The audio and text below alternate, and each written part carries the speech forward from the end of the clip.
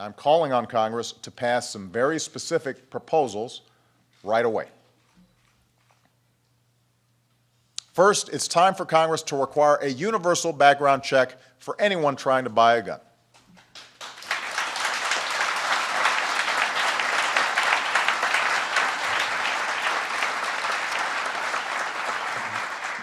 The law already requires licensed gun dealers to run background checks, and over the last 14 years, that's kept 1.5 million of the wrong people from getting their hands on a gun.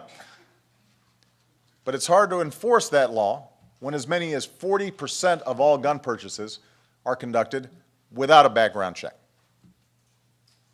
That's not safe, that's not smart, it's not fair to responsible gun buyers or sellers.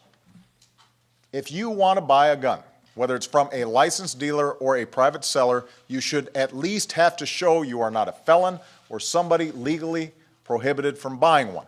This is common sense. And an overwhelming majority of Americans agree with us on the need for universal background checks, including more than 70% of the National Rifle Association's members, according to one survey. So there's no reason we can't do this. Second, Congress should restore a ban on military-style assault weapons and a 10-round limit for magazines.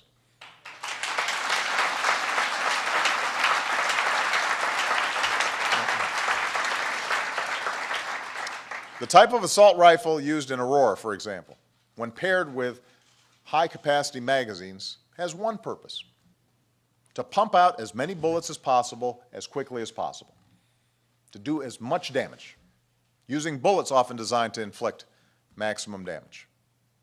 And that's what allowed the gunman in Aurora to shoot 70 people, killing 12 in a matter of minutes.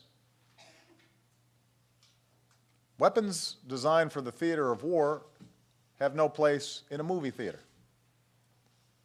A majority of Americans agree with us on this.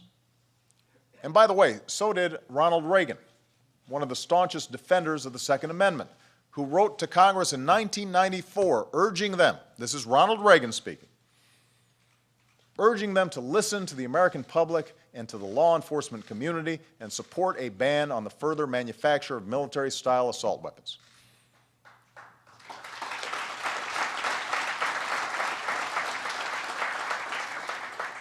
And finally, Congress needs to help rather than hinder law enforcement as it does its job. We should get tougher on people who buy guns with the express purpose of turning around and selling them to criminals. And we should severely punish anybody who helps them do this. Since Congress hasn't confirmed a director of the Bureau of Alcohol, Tobacco, and Firearms in 6 years, they should confirm Todd Jones, who has been acting, and I will be nominating for the post.